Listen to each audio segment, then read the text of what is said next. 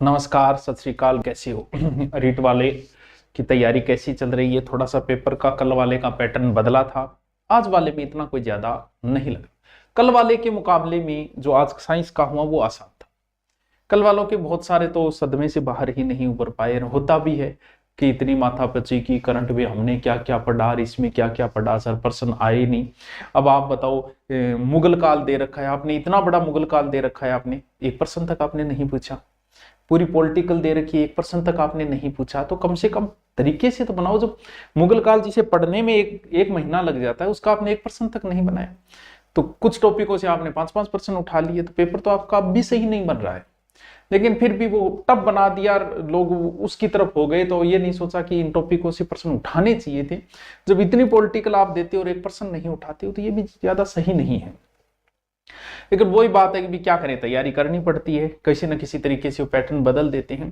Pattern बदलाव में कुछ लंबा चौड़ा बदलाव नहीं है, बस 7-8 क्वेश्चन वो कथन कारण वाले दे देता है। बाकी मिलान करने वाले, कल वाले पेपर की बजाय आज वाला पेपर आसान है। आगे वाले पेपरों में कौन सी चीज पे विशेष ध्यान रखना है? पहली बात तो रीट लेवल फेस्ट जो भी बच्चे तैयारी कर रहे हैं, देखो मेरिट का कोई आकलन नहीं लगाया जा सकता। सपना दिखाना एक अलग चीज होती है, और मेरिट तो नॉर्मलाइजेशन हो रहा है, उसकी भी अध्यापक मेरिट बता रहे हैं। नॉर्मलाइजेशन की मेरिट का अनुमान आप नहीं लगा सकते। इसमें तो नहीं है, मान ली कि फिर भी जैसे 4th ग्रेड हुई और हुई, उसमें भी मेरिट के आकलन। तो मेरिट की बात यह है कि अगर आपके काट छाट के अगर 100 बच रहे हैं तो आप अच्छे स्कोर के अंदर हो। 90 से ऊपर है तो भी आप दौड़ में मान लो, क्योंकि पोस्ट कम है। पोस्ट कम है तो मेरिट तो ऊंची रहनी है, भी पोस्ट भी तो कम है। 100 से ऊपर है तो आप अच्छे सेफ जोन में हो। मैं ये नहीं कहता कि मेरिट इतनी रहेगी, लेकिन फिर भी सेफ जोन हो।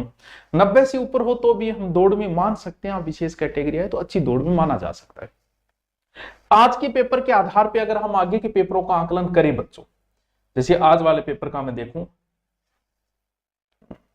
रुक जा भाई, चल देखो कौन कौन से नया पैटर्न उसने क्या किया है। कुछ नहीं, एक तो एक कालक्रम का नया फिड़का लेके आए। कोई टेंशन नहीं, आगे से जीके में जब भी पढ़ाया जाएगा, हम आगे जो भी पढ़ाएंगे, जैसे अभी एलडीसी मैच या सीटी, तो कालक्रम में किस किस का कालक्रम, राजाओं के कालक्रम तो हम वैसे ही रखते हैं, कोई बात नहीं, होता ही है, कालक्रम से ही लिखाते हैं। अब इसने नया क्या किया, देवियों के जन्म के स्थान कुछ कन्फर्म नहीं, इसलिए देवियों का कालक्रम तो नए के बराबर पूछा। देवताओं का पूछना शुरू कर दिया, क्योंकि सारे देवताओं का जन्म पता है। तो एक तो नया आपको क्या करना है, अगर समय हो तो जितने भी देवता है जन्म के अनुसार सेट कर लो। पहले जन्म किसका। एक संत संप्रदाय इनका कालक्रम पूछ लेता है। और इसके अंदर तो उसने क्या पूछा, कपूरचंद पाटली, कोमल कोठारी, कृपाल सिंह शेखावत और जगजीत सिंह, इनका कालक्रम। कहां इनका जन्म याद रहता है, लेकिन पूछ लिया। तो इससे क्या है, क्या ध्यान रखना है, क्रांतिकारी। इसका मतलब इनका कालक्रम आगे जब हम कराएंगे तो इनको लिखाएंगे भी। मैं तो आगे जब भी कराऊंगा इतिहास के अंदर इनका लिखाऊंगा पहले से कि भाई इनका कालक्रम और लिख लो भाई, और कुछ नहीं कर रहा वो नए के अंदर पैटर्न में, बस इतना ही कर रहे हैं। इसके अलावा किसका पूछेगा भाई कालक्रम, पूछने वाला कुछ बचा ही नहीं। अब आपको समय है तो देवताओं वालों एक बार क्रम से लिख लेना, 5 मिनट का काम है। सबको देखिए, एक बार देवताओं का जन्म देखो तो फिर क्रम से लिख लो। संत संप्रदाय का भी लिख लो क्रम से। क्रांतिकारी थोड़ी ज्यादा है, लेकिन मेन ध्यान में रह जाए किसका जन्म कब हुआ है, किसका कब हुआ है, ठीक है। राजाओं का आपने पहले से ही लिख रहा है, वैसी कोई समस्या नहीं है। तो बड़ी कोई, ये एक नया पैटर्न किया इसने, 5 नाम दे देता है, कालक्रम से सेट कीजिए। इस पेपर में जो प्रश्न आए नदियों के, बहुत आसान है, टेंशन लेने की जरूरत नहीं है मास्टरों, आगे भी लेने की जरूरत नहीं है, बहुत आसान प्रश्न पूछे हैं। अभ्यारण्य कुछ नहीं कर रहा, कोई कर क्या रहा है, पहले सीधा पूछता था सीधा अभ्यारण्य गजनेर कहां है, तो सबको आसान लगता था। अब उसने क्या किया, 4 अभ्यारण्य दे दिए, आगे 4 जिले दे दिए। पहले तो इनका मिलान करो, फिर नीचे देखो कि इसमें कौन सा है, थोड़ा सा समय लग जाता है। अभ्यारण्यों में कुछ नहीं पूछ रहा वो, इस पेपर में क्या पूछा, अभ्यारण्य जिले दे दिए। क्या टफ हुआ भाई इसके अंदर, कुछ भी टफ नहीं है अभ्यारण्य के अंदर। और सबसे आसान, अगर आप रीट का आगे का पेपर देना है, भाषा और साहित्य बोलियां, भाई साहब कम से कम 4 प्रश्न पूछे इसमें, 3 से 4 क्वेश्चन है इसमें। और समय नहीं है तो मेरा एक वीडियो है भाषा साहित्य, पूरा देख के चले जाना, वही प्रश्न पुटअप हो रहे भाषा साहित्य का कल वाले में। और एकदम आसान पूछ रहा है, ये गलती करनी ही नहीं है। भाषा साहित्य तो एक बार फिर पढ़ के जाना है, क्योंकि 3 से 4 क्वेश्चन भाषा साहित्य से वो पूछ रहा है। 2-3 क्वेश्चन तो आए ही आएंगे। देवियों के बड़े आसान क्वेश्चन पूछे इसने, सीधा सीधा देवियों के क्वेश्चन को वो पूछा। सभ्यता के थोड़े से अच्छे क्वेश्चन बना रहा है, जैसे कालीबंगा है तो पूरी चीज बना रहा है अंदर, कालीबंगा की 4 बातें कि इनमें से कालीबंगा से संबंधित नहीं है, कालीबंगा से संबंधित है। हिस्ट्री का महाराणा प्रताप का क्वेश्चन बनाए तो 4 दे दिया अलग अलग, उस हिसाब से बना, वैसे टफ नहीं था ये। झीलें बड़ा आसान, ज्योग्राफी तो सारी आसान तरीके से बने, कुछ नहीं करा। झील जिले, झील जिले, पहले सीधा पूछ लेता था झील, अब झील और जिले दे दिए, कोई अंतर नहीं किया है।